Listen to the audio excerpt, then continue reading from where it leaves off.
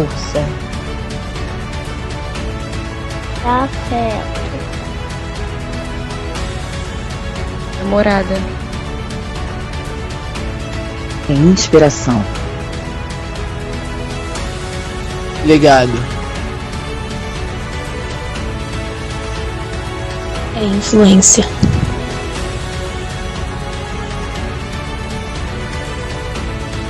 É amor.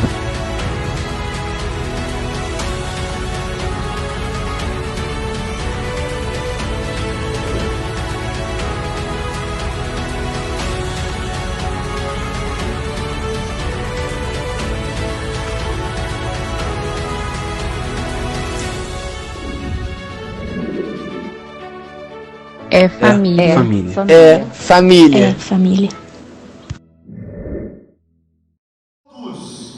Vos arranque o olho direito, e assim venha esta afronta sobre todo o Israel. Pai, eu quero te agradecer pela leitura da tua palavra. Quero pedir que o Senhor nos abençoe nessa noite de uma maneira forte, de uma maneira poderosa, Senhor. Amém. O contexto vai nos dizer que tão logo Saul assume o trono como um rei, instala-se uma crise. O general Naás, ele rodeia Jabes de Gileade, de tal maneira que ninguém saía e ninguém entrava. E o tempo foi passando e começou a faltar água, começou a faltar alimentos. Os anciãos então de Jabes de Gileade se reuniram, foram ao encontro do general e disse: general, nós vamos te servir, nós seremos seus escravos, então somente nos liberte. Nosso povo tem fome, o nosso povo tem sede, as pessoas estão desnutridas e desfalecidas.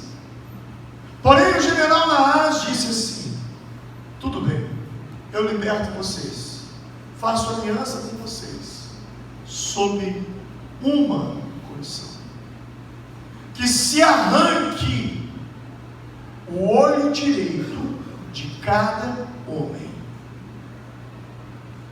Imagina essa cena, imagina que proposta, arrancar o olho direito.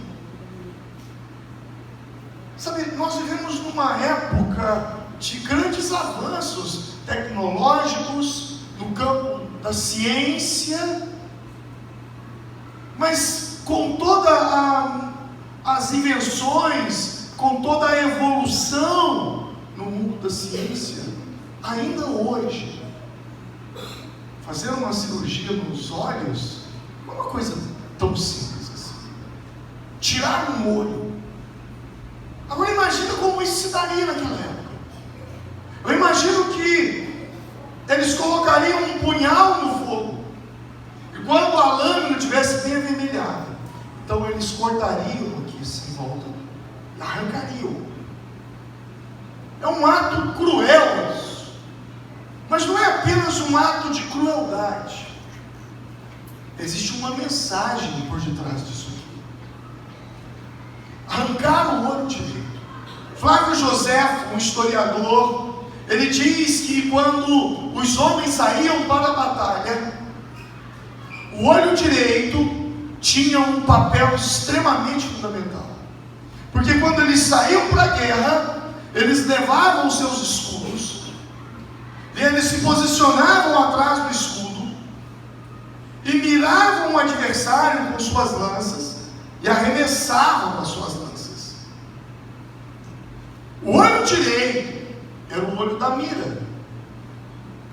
Agora a proposta do adversário de Naás, o general Naás, cuja tradução é serpente, a proposta é: arranque o olho direito. Arrancar o olho direito, então, era arrancar o olho da mira. era fazer com que as pessoas perdessem o olho da mira. A partir de agora, eu não posso mais mirar, eu não posso mais avançar, eu não posso mais atacar, a mim só resta defender. E é justamente essa a maior estratégia do adversário, para mim e para você. Que eu e você não avancemos, que eu e você não ataquemos, que eu e você simplesmente vivamos na defensiva. A maior proposta do diabo para a igreja de Jesus é que ela não ataque, é que ela se defenda. Enquanto a igreja não foi projetada para se defender. A igreja foi projetada para atacar, para avançar. Tanto é que Jesus disse: as portas do inferno não prevalecerão contra a igreja. Preste atenção. Se as portas do inferno não prevalecem contra a igreja, a pergunta que eu faço é: nesse texto, quem é que está atacando? O inferno ou a igreja? Quem? A igreja. As portas do inferno não prevalecerão. Ou seja, o inferno fica na posição de defesa, e a igreja fica na posição de ataque. A igreja não foi projetada para defender, a igreja foi projetada para avançar, para atacar. Esse é o papel da igreja. Você faz parte da igreja, esse é o seu papel. Deus te chamou para avançar, Deus te chamou para conquistar, Deus te chamou para romper limites, Deus te chamou para fazer o que você ainda não fez. Caso contrário, se você não avança, se você não ataca, só te resta uma coisa: viver na defensiva. E viver na defensiva é viver na média. E viver na média tem nome. Quem vive na média é um medíocre. Ser medíocre é estar apenas na média. Apesar de eu estar em uma cidade pequena, uma cidade que não tem recursos, eu entendi desde o início que a igreja ataca, a igreja avança, a igreja progride. Aleluia. E estar numa cidade pequena para mim não é um limite. Eu não tenho problema com isso. Eu não tenho problema. A ordem é que nós devamos alcançar os confins da terra. Eu não preciso estar em Nova York para alcançar os confins da terra. Eu não preciso estar em Londres, eu não preciso estar em São Paulo, eu não preciso estar em um grande centro.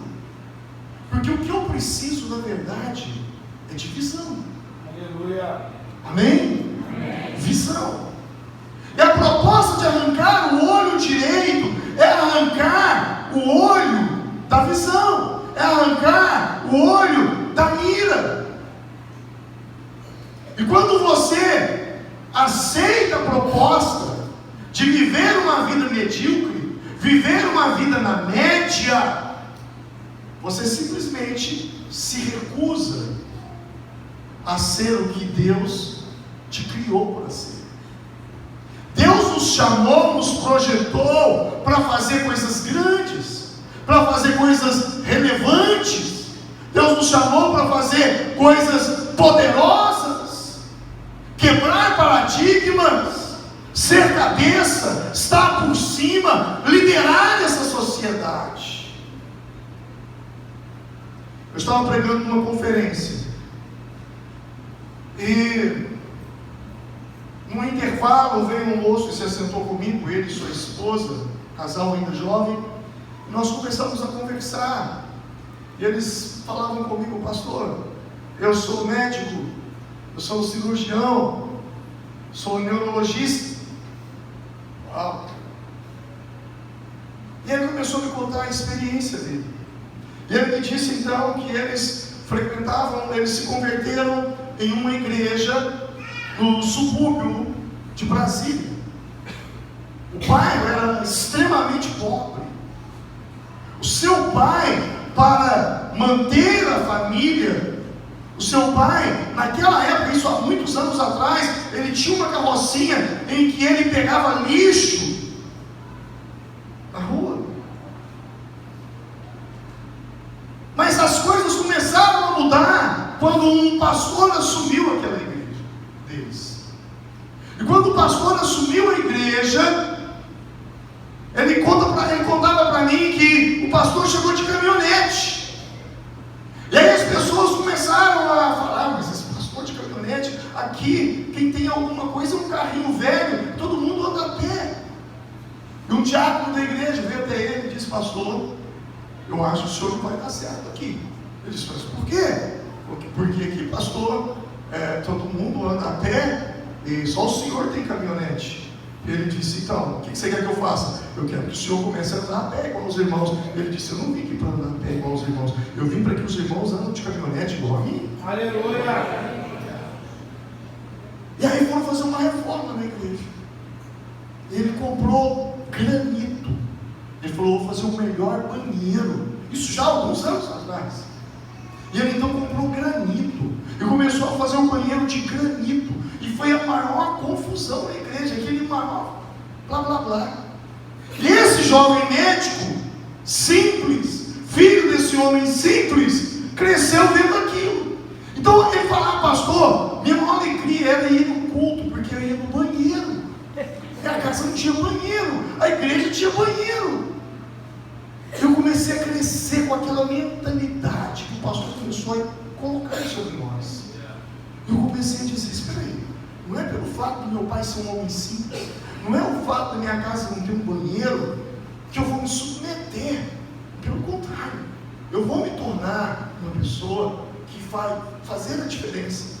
Esse menino começou a trabalhar, ele trabalhava de servente pedreiro, e com o dinheiro ele pagava cursinhos, e ele passou no vestibular da medicina, e ele se transformou nesse cirurgião, nesse neurologista, nesse neurocirurgião.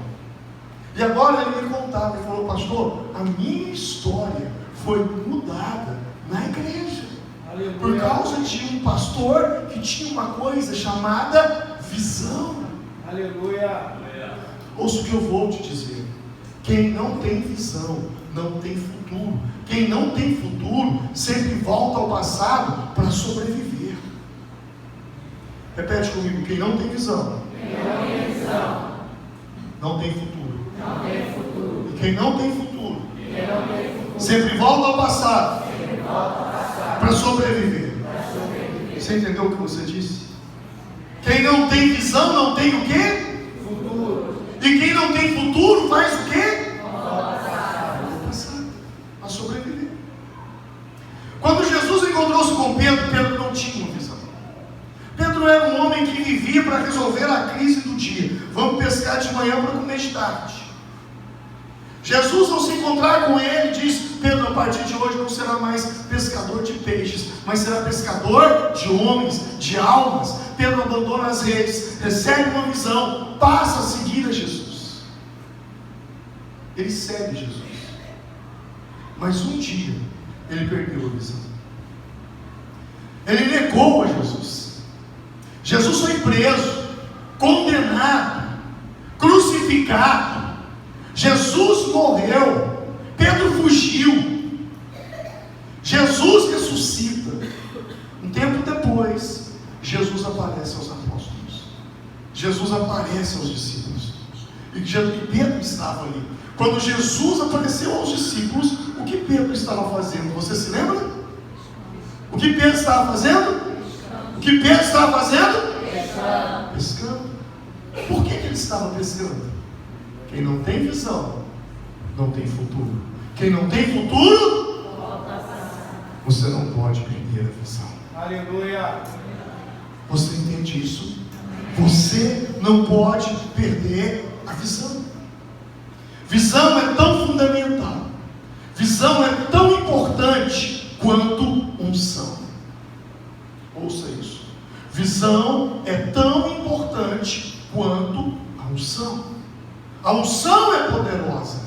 A unção atrai. A visão segura. o que foi atraído. A visão, a unção faz com que as pessoas entrem pela porta da frente. Mas se falta visão, as pessoas saem pela porta do fundo. Nós vemos milhares e milhares e milhares de pessoas aceitando Jesus todos os domingos, entrando pela porta da frente. Mas parece que existe uma porta imaginária no fundo, que faz com que as mesmas pessoas que entrem, saiam. A visão atrai, a unção atrai, a visão segura. Visão é tão importante quanto unção. E quem está falando isso para vocês não é um pastor tradicional.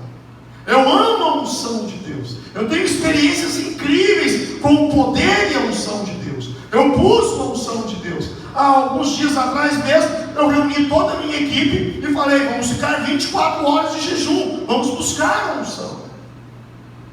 Todo início de ano, eu separo 7 dias e me mudo para o prédio da igreja. Vou para o templo, levo o colchão e tudo, vou para lá. 7 dias direto. Manhã, tarde, noite, madrugada, minha equipe vem comigo e eu convoco a igreja. Serão 7 dias de oração, 7 dias de busca de unção. Em todos os dias, nós não temos nenhum dia com menos de 1000 pessoas buscando a Deus. Aleluia. Em busca da unção para romper. Mas eu entendo que unção sem visão mata. Diga comigo: unção sem visão mata. Havia um homem na Bíblia cujo Espírito de Deus vinha sobre ele. Ele era tomado de uma força incrível. Ele vencia os filisteus. Ele arrasava com todos os que compareciam, adversários diante dele. Lembra o nome desse homem? Sansão. O segredo dele estava nos cabelos. Mas um dia ele confessou. Ele abriu o coração com uma pessoa errada e cortaram o cabelo de Sansão. Quando o cabelo foi cortado, a unção também se foi. A unção se foi. E quando os filisteus lançaram mão de Sansão, Juízes capítulo 16, versículo 21, sabe o que eles fizeram com Sansão? Quando eles capturaram Sansão, você sabe? A primeira coisa que eles fizeram com ele: arrancaram os olhos. Tiraram de Sansão a visão. E amarraram Sansão com 2 cadeias de bronze. E ele foi amarrado a um moinho. Não sei se você já foi no interior, se você já foi na zona rural e viu um moinho. No moinho você faz muita força, mas você não sai do lugar. A unção voltou, o poder voltou, o cabelo cresceu. Sansão tinha força, com a força ele rodava o moinho, mas ele não saiu do lugar. Se você tem unção, mas não tem visão, você tem muito poder, mas você não sai do lugar. Aleluia. Você está entendendo? Aleluia. Você não sai do lugar. Eu me lembro que o meu ministério, ele sempre foi muito marcado por unção, por poder. Desde o meu chamado, eu compartilhava com os irmãos quando eu estava vindo. Eu fui batizado com o Espírito Santo antes de aceitar a Jesus. Antes de colocar o pé numa igreja para aceitar Jesus Cristo, eu tive uma experiência de arrebatamento. Foram coisas incríveis que aconteceram na minha vida. Quando eu fui chamado eu entendi o Senhor me chamando. Eu estava doente. Minha esposa disse: Deus falou comigo, me mostrou por que você está doente. Eu não conseguia subir uma escada como essa, com 21 anos de idade, sem sentir cansaço. Minha esposa disse: Deus falou comigo, Deus mostrou que você é um rebelde para Ele. Eu falei: que isso? Como é que você ficou louca? Porque Ele está te chamando e você está dizendo não. E aí eu tomei uma decisão na minha vida. Eu trabalhava numa empresa e eu pedi contas. E eu fiz uma compra com aquelas contas que eu recebi, com aqueles salários. E parte do salário eu dei nas mãos dela porque ela estava grávida do nosso primeiro filho. A outra parte, então, eu comprei uma lona amarela. Me pergunte para quê. Você quer saber? Você não quer saber da última vez. A próxima vez que eu vier aqui eu vou contar para você. Você quer saber para quê? Então pergunta para quê? Para quê?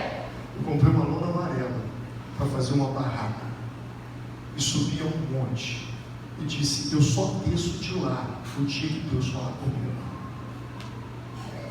Eu disse para minha esposa, não sei quando volto, não sei como volto, e para te dizer a verdade, eu nem sei se eu volto. Foram 4 noites e 4 dias, até que na madrugada o Espírito Santo me disse, desce, porque eu vou fazer coisas grandes com você.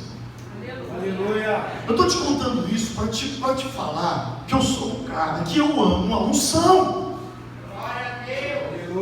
Mas durante muitos anos na minha vida, eu não conseguia ter visão. Até um dia em que nós fomos para Buenos Aires. Isso foi alguns anos atrás. Nós éramos uma equipe, todo mundo menino, muito menino. Eu, Ricardo Roportela, não sei se você conhece, do Clamor pelas Nações, Heloísa Rosa. Sabe, ninguém tinha nome, todo mundo, gente, a garotada, fomos para lá. E nós tivemos experiências tremendas. Um avivamento estava acontecendo na Argentina. E um dia, eu entrei para dentro do quarto, eu disse, Deus, eu não aguento mais essa Argentina. Eu não suporto isso aqui mais. Eu não aguento mais comer pizza. Eu não aguento mais, eu pedi arroz, me deram um arroz gelado com abacate. Senhor, eu não aguento mais. E outra coisa, o peso argentino, a moeda era mais valiosa do que o real nosso naquela época. E nós tínhamos que vir embora, porque o dinheiro acabou.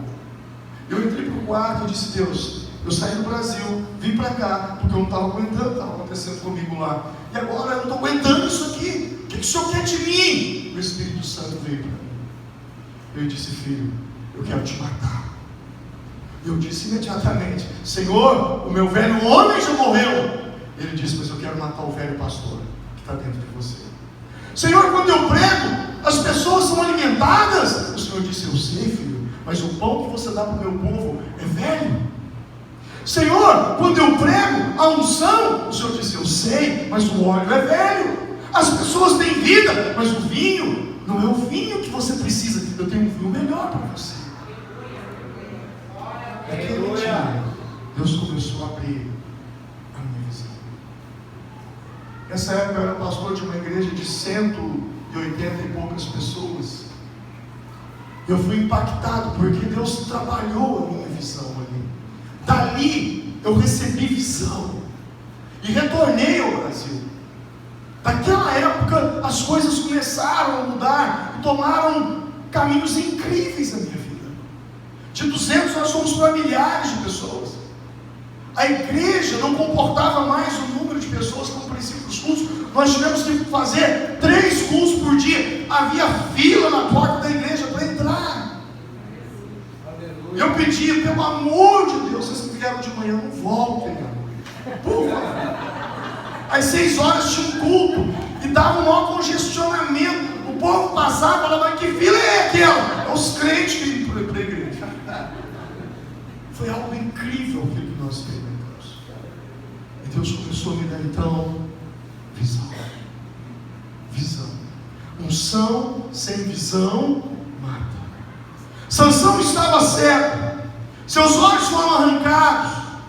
Ele havia lutado e matado inúmeros filisteus, inimigos. Mas agora ele diz, aonde estão os filisteus? E alguém disse a eles que eles estão no templo. E Sansão disse, leva-me às colunas do templo. E as pessoas levaram ele às colunas do templo. Ele estava cego. E a Bíblia diz que ele fez uma oração, que eu amo essa oração de Sansão. Lembra da oração dele? Senhor, faz mais uma vez. Essa foi a oração dele. Faz mais uma vez. E ele então empurra as colunas, a unção vem, o prédio desaba. Sansão matou inúmeros filisteus. Mas tem um detalhe: Sansão matou, mas Sansão também morreu. Porque unção sem visão mata. Ame a unção, busque a unção, mas não despreze a visão. Não despreze a visão. Mesmo porque, se você não tem uma visão clara, você vai patinar. E uma coisa que eu aprendi sobre visão é que a visão de Deus, ela nunca envelhece, mas as ferramentas da visão envelhecem. Coisas que nós usamos no passado, hoje já não funcionam mais. Visão é extremamente fundamental, é extremamente importante, e você precisa ter clareza na visão. Você precisa entender a visão que Deus tem dado para você. Visão é um mapa com início, meio e fim. Se você não tem clareza na visão, eu poderia comparar a visão sem clareza como um quebra-cabeça. Imagine um quebra-cabeça com mais de 2.000 peças. É complicado, não é? Mas quando você tem um quebra-cabeça na mão, você tem um mapa, você tem um desenho. Então você olha para o desenho e tenta montar as peças, ok? O desenho é a visão, é aquilo ali que essas peças devem se tornar. Mas se você não tem a visão, se você não tem a imagem, você não sabe em que aquilo vai se transformar. Imagina você com 2.000 peças para montar algo que você não sabe o que vai dar. Você consegue imaginar isso? É difícil. É o que acontece quando você não tem clareza na visão de Deus para a sua vida. Eu preciso ter clareza. Quando Deus fala com Moisés sobre o tabernáculo, quando Moisés vai construir o tabernáculo, Êxodo capítulo 25, Hebreus capítulo 8, narra a mesma história. Quando Moisés vai construir aquele tabernáculo lindo, maravilhoso, cheio de detalhes, a Bíblia diz que primeiro Deus o levou ao monte, e agora quando ele vai construir o tabernáculo, Deus fala com ele: assim como eu te mostrei no monte, faz. Lembra da imagem do quebra-cabeça? É assim, faz. Você precisa ter uma clareza sobre a imagem, a visão que Deus tem sobre a sua vida. Porque se você não tem, a sua vida vai se complicar. Eu pregava aos jovens quinta-feira naquela praça que eu passei o vídeo aqui para vocês hoje. Eu falava uma coisa muito importante com eles. E o que eu falava com eles era justamente sobre a visão de futuro. Eu vou te falar a coisa mais imbecil que você já ouviu na sua vida, mas não tem problema, eu vou te falar. Você já se deu conta que todas as suas fotos só falam do seu passado? Sim ou não? Eles estão tirando fotos aqui. A foto mais recente que eles tiraram já faz parte do passado. O que eu e você precisamos então é criar uma foto do futuro. Aleluia. Em quem eu quero me tornar, quem eu quero ser. Você tem isso de uma maneira muito clara na sua mente. Isso precisa ser muito claro para você. Em quem você quer se tornar. Quando a gente fala de visão, isso é extremamente importante. Em quem eu quero me tornar. Pastor, quem eu quero me tornar está muito longe, pastor, daquilo que eu tenho hoje, dos recursos que eu tenho hoje. Mas uma coisa eu te digo: comece a se comportar como tal. Comece a se comportar como em quem você deseja se tornar. E não se preocupe com os recursos, porque recursos nunca foram obstáculos, nunca. Eu sempre digo: você não precisa de recursos financeiros, você precisa de visão, porque Deus dá provisão para quem tem visão. Aleluia. Você entende isso? Eu me lembro que eu estava pastoreando uma igreja em Belo Horizonte. Eu tinha 21 anos de idade. Minha esposa tinha ganhado nós tivemos nosso primeiro filho E ele estava com 1 mês de idade quando eu me mudei para BH. Eu fui assumir uma igreja e naquele domingo o pastor veio e me deu posse, e a igreja estava cheia, e levaram uma chave até a mim e disseram: agora te empossamos, um tarará, um ato profético, tá? Eu, maravilha. Eu era da roça, né? Saí lá da roça. Agora eu sou pastor na capital, mentideza, você não tem ideia. Terça-feira, meu primeiro culto. Minha esposa se assenta no primeiro banco, e com o meu filho no carrinho, e vem um irmão, chamava-se irmão Zé Lourenço. Ele se assenta ao lado dela. Era 7 horas, eu orei, depois fui até o irmão Zé Lourenço, deu 7h30, 15 para 8, 8 horas. Eu disse: irmão Zé Lourenço, o povo na capital demora a chegar no culto, né? Ah, pastor, demora, é muito trânsito, é muita coisa. Eu falei: que hora que eles chegam aqui? Aqui na onde o senhor está falando? Eu falei: aqui no culto. Não, pastor, aqui não tem ninguém. Eu falei: como não tem ninguém? Domingo a igreja estava cheia. Não, pastor, o único membro da igreja sou eu, aquele povo vem de Lagoa Santa para te dar posse. Eu olhei e falei: Deus, não me contaram isso. Só tinha um irmão. Eu falei: Deus, e agora? E aí nós comecei a pregar. E eu pregava, o irmão que passava de fora da igreja assim, falava: não, vai ter uma multidão lá dentro. Era só o Zé Lourenço, minha esposa e o Jonas do carrinho. Eu me lembro de um dia que eu fiquei muito frustrado. Eu busquei a Deus e o Senhor falou comigo, porque eu convidava o povo para ir no culto, o povo falava que ia. Mineiro é assim: não, pode deixar, nós vamos. Você fala: gente, não vai caber, é gente demais. Não aparecia uma alma. Não ia. E eu comecei a orar: Deus, o que eu faço? Senhor, o que está acontecendo comigo? E o Espírito Santo falou comigo: filho, começa a usar o método da Samaritana. E eu disse: Senhor, qual é o método da Samaritana? Deus disse comigo: sabe qual é o seu problema? Você fica 3 horas com um pecador e fica 5 minutos comigo. Passa a ficar 3 horas comigo, 5 minutos com o pecador, e você vai ver o que eu vou fazer. Aleluia! Eu comecei a orar. Houve um dia, eu não me esqueço desse dia, foram 20 horas de oração, eu não conseguia parar, o mover de Deus nisso.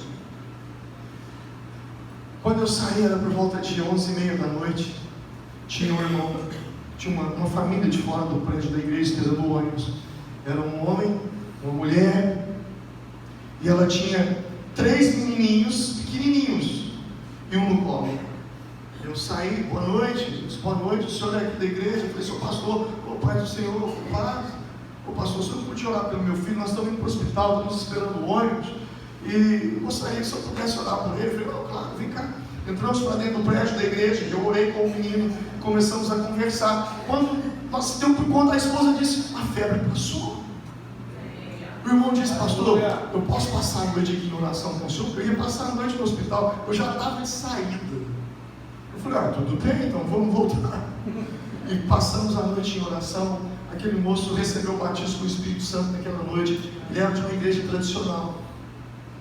Passados uns meses ele me procurou e disse: pastor, Deus me deu uma palavra. Eu falei: amém, que palavra é essa? Ele falou: pastor, Deus me disse que o Senhor vai te levar da cidade de Belo Horizonte, vai te levar para uma cidade do interior, vai te dar uma grande igreja na curva de um rio. Eu falei: amém, tudo bem. Mas Deus me disse mais, pastor. Ele mostrou o presidente da república com uma placa nas costas, e eu perguntava: que número é esse que está na placa? E o Senhor falava comigo: é o número dos meses que o presidente vai ficar no poder, e ele vai ser tirado da força. E Deus me mostrou, pastor, que quando o presidente for tirado da força, o senhor vai embora de Belo Horizonte, e isso vai se cumprir na sua vida.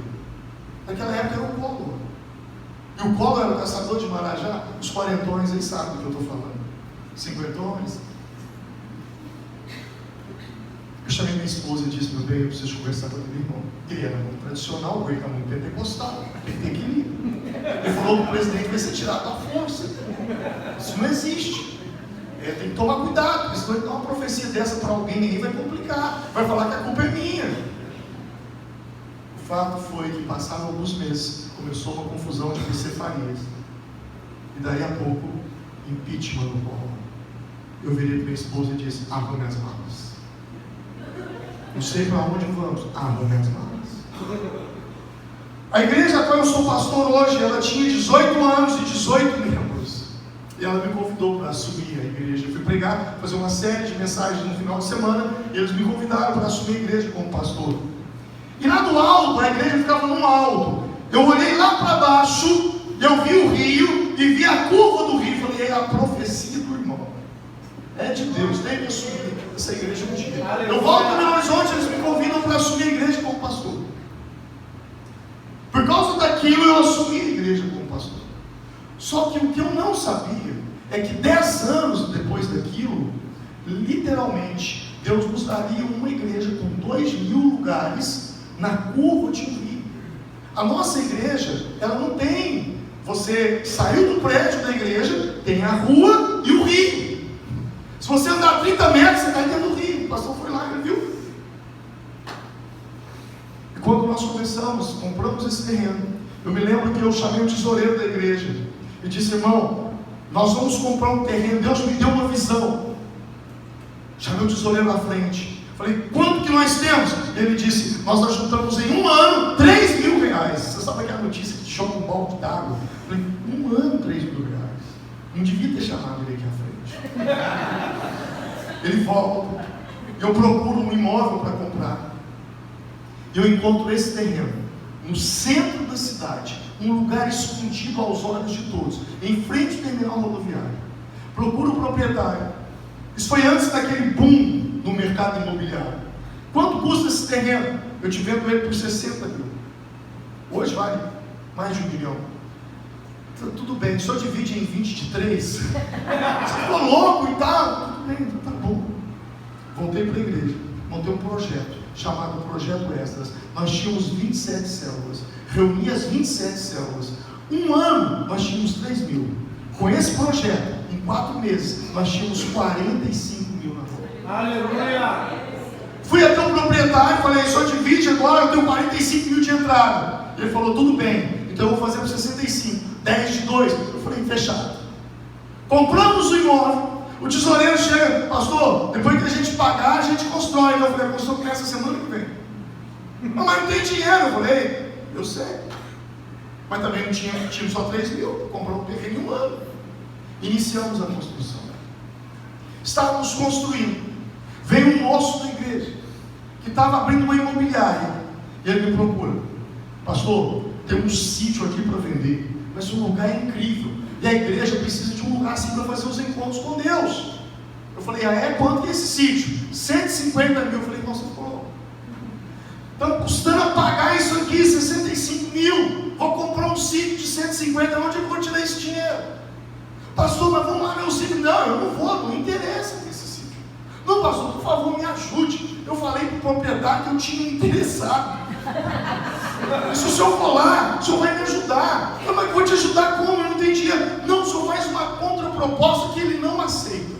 Eu falei, tudo bem, vou oferecer 20 mil então. Não, aí ele vai ficar ofendido, ele está pedindo 150. Eu falei, então o que você quer que eu faça? Pastor, ofereça 130. Eu falei, não tem perigo de ele aceitar, não? Eu falei, não, de jeito nenhum. Chegamos lá, moço. Oi, pastor, bom dia. O senhor quer comprar o meu sítio? Eu falei, não, eu não quero comprar o seu sítio. O senhor quer querer vender o seu sítio. Tá, quanto o senhor quer no sítio? 150 mil. Eu olhei e falei, não, isso aqui para valer muito, eu não sei, até 130 eu pago. Meu Deus do céu. O moço falou, não, só ficou louco, 130 não. Eu fui, acabei a conversa na hora. Falei, o senhor tem alguma religião? Ele falou assim, eu sou espírita. Eu falei, então vou fazer o seguinte, o senhor vai rezar, eu vou orar, se for de Deus um dia a gente faz. Sai dali. Fui embora. Passados uns dias, aquele homem me procurou. Falou, pastor, tá bom, tudo bem. Pastor, eu estive pensando, sabe, eu vou ajudar a igreja. Eu vou vender o 130 mil, o senhor pode dar. Eu falei, deixa eu falar para o senhor. A nossa conversa foi muito rápida aquele dia. O senhor deixou eu explicar direitinho para ele. A igreja tem um consórcio não contemplado de 42 mil que a gente paga, mas não foi contemplado ainda. Mas um dia vai ser. E eu vou te dar o consórcio de 42 mil não contemplado, mais 88 prestações de R$1.000. Eu sou foi louco. Eu falei, sou espírito? Sou. Vai rezar, eu vou. Aí foi embora. Eu falei, graças a Deus. Passados uns 2 meses, aquele homem me procurou. Pastor, seu santo é forte. Eu vou fechar o negócio com você. Irmãos, nós compramos o sítio, o pastor foi lá, pastores foram lá, nós compramos aquele sítio sem ter um centavo no bolso. Sabe o que eu fiz? Nós congregávamos na igreja antiga, tirei o pessoal da igreja antiga, fui para um barracão, uma fábrica de móveis usados, uma fábrica de guarda-roupa, que ficava ao lado do prédio do nosso terreno, fui para lá com o povo, peguei a igreja antiga, o prédio antigo, aluguei para a igreja Batista Independente por R$1.000. Eles pagavam o aluguel, eu pagava a prestação do terreno do sítio. Não é dinheiro, é visão. Aleluia. Se você tem visão, Deus te dará provisão. Aleluia. Eu me lembro que nós tínhamos um prefeito, ele foi eleito. E quando esse prefeito foi eleito, ele então disse: eu vou construir uma casa de recuperação de dependentes químicos na cidade e vou dar para a igreja católica. E eu fiquei muito bravo com aquilo. Por que eu fiquei bravo? Porque já há anos a gente tinha casa de recuperação e ajudava pessoas que estavam viciadas em álcool e droga, e era o maior problema, porque a gente não tinha ajuda de ninguém. Eu ia para as bocas de fumo tirar a gente viciada lá de dentro, ainda botava a cara com traficantes. Os padres nunca fizeram isso. E quando o prefeito comprou um terreno para dar para a igreja católica, eu confesso para vocês, eu fiquei muito bravo, eu fiquei irado e falei um monte de besteira. Fui orar, o Espírito Santo fala comigo: se arrepende de tudo aquilo que você falou. Eu falei: Deus, mas é verdade, o senhor sabe que é. E Deus falou comigo: não é assim. Eu saí da oração, procurei um assessor do prefeito e disse: fiquei sabendo que o prefeito comprou um terreno, vai doar para a igreja católica para fazer uma casa de recuperação para dependentes químicos. É verdade. Diga a ele que o que ele precisar de mim e os padres precisarem de mim, com a experiência que eu tenho até aqui, eu posso contribuir e ajudá-los no que for preciso. Ele disse isso para o prefeito. Na outra semana o prefeito me ligou: pastor, tudo bem? Tudo bem, prefeito? Pastor, eu fiquei sabendo que o senhor falou isso. É verdade? Sim, eu estou disposto a ajudar, o senhor precisar de mim. Ele falou: então eu estou para fechar negócio ainda. O senhor tem disponibilidade, eu mando um carro da prefeitura te levar no terreno agora, para o senhor falar se é apropriado ou não. Eu falei: beleza, pode sim. Aí vem um automóvel, o pessoal da prefeitura me pega, me leva no terreno. Quando nós chegamos lá, eu olhei o terreno e falei para o prefeito: prefeito, liguei para ele: prefeito, já estou aqui e o terreno é muito legal, o senhor pode comprar, pode fechar negócio nesse terreno. Ele falou: tem certeza, pastor? Eu falei: tem. Ele falou: eu estou olhando esse e outro, só tem tempo para ir no outro? Eu falei: posso, tudo bem. Aí fui para uma outra região, chegamos lá no outro, era um terreno de 2,5 hectares, uma piscina linda, nascentes de água, 42 pés de manga, pé de abacate, de maçã, de pera, um lugar lindo, maravilhoso. Ao ver aquele lugar, ver a estrutura, o funcionário, o moço, o assessor ligou para o prefeito: pastor, só está aí, estou aqui. E aí, pastor? Eu falei: prefeito, não fecha no outro não, compra esse aqui, que esse aqui é bem melhor que o outro. Pastor, o senhor gostou desse aí? Gostei, esse aqui o senhor pode fechar, porque esse aqui é o lugar. Pastor, o senhor tem certeza? Eu falei: tenho. Falei: pastor, então eu estou comprando esse terreno para doar para a sua igreja.